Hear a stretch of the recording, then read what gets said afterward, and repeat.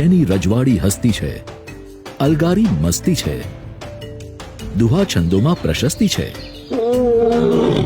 એ તો આપણા ગુજરાતની શાન સમા સાવજની વસ્તી છે.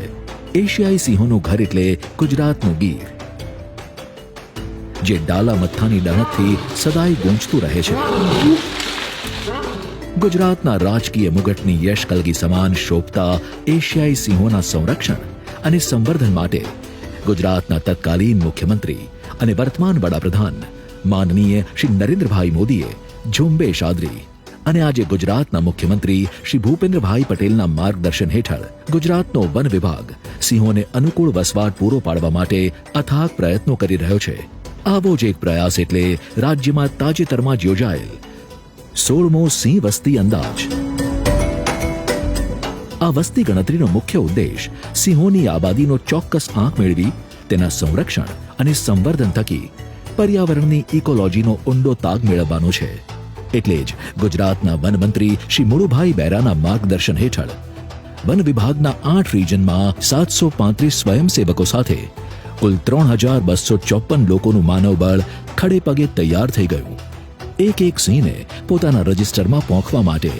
એટલું જ નહીં, ઇતિહાસમાં સૌ પ્રથમ વખત 600થી વધુ સ્થાનિક ગામના સરપંચો અને આગેવાનો પણ આ મહાકાર્યમાં હોંશે હોંશે જોડાયા.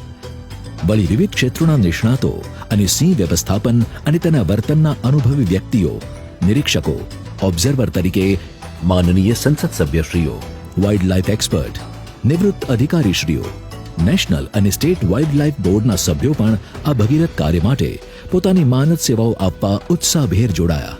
અને કેમ ન જોડાય, કારણ કે આ તમામ લોકો માટે તો સિંહો જાણે એમના પરિવારના જ સભ્યો છે. અને આમ સૌરાષ્ટ્રના 11 જિલ્લાના 58 તાલુકાના 8 રિજન, 32 ઝોન અને 112 સબ ઝોનમાં 35,000 ચોરસ કિલોમીટર વિસ્તારમાં સિંહોની વસ્તી ગણતરીનો અંદાજ આરંભ કરવામાં આવ્યો. તારીખ 10મી મે બપોરે 2 વાગ્યાથી 13મી મે 2 વાગ્યા સુધી 24 કલાકના 2 તબક્કામાં સિંહનું સતત નિરીક્ષણ કરવામાં આવ્યું. ગુજરાત સરકારના વન વિભાગ દ્વારા દર 5 વર્ષે યોજાતી સિંહોના આ વસ્તી ગણતરી અંદાજ માટે મોડર્ન ટેકનોલોજીનો પણ ઉપયોગ કરવામાં આવ્યો છે, જેમાં digital camera, camera trap, GPS, radio collaring, AI આધારિત સોફ્ટવેર, જીઆઈએસ નકશા અને સ્ટેટિસ્ટિકલ સોફ્ટવેર શામેલ છે. ડાયરેક્ટ બીટ વેરિફિકેશન પદ્ધતિનો ઉપયોગ કરીને અસરકારક અને અનુકૂળ રીતે સિંહ ગણતરી કરવામાં આવી. ચોકસાઈલક્ષી પરિણામ માટે 3 કંટ્રોલ રૂમ ઊભા કરવામાં આવ્યા હતા, જેમાં કંટ્રોલ રૂમ 1 હેલ્પ અને સપોર્ટ માટે, કંટ્રોલ રૂમ 2 ડેટા એકત્રીકરણ માટે અને કંટ્રોલ રૂમ 3 ડેટા એનાલિસિસ માટે ગીર હાઈટેક મોનિટરિંગ સેન્ટર ખાતે કાર્યરત કરવામાં આવેલો. ડેટા રેકોર્ડિંગ માટે સમય, જીપીએસ લોકેશન, ચિહ્નો, ફોટા, મૂવમેન્ટની દિશા સહિતનું નિરીક્ષણ હાથ ધરવામાં આવ્યું અને જરૂરી વિગતો નોંધવામાં આવી. આ તમામ પ્રક્રિયા બાદ વિસ્તારવાર નર, માદા, પાછડા, બચ્ચાનો ડેટા તૈયાર કરવામાં આવ્યો.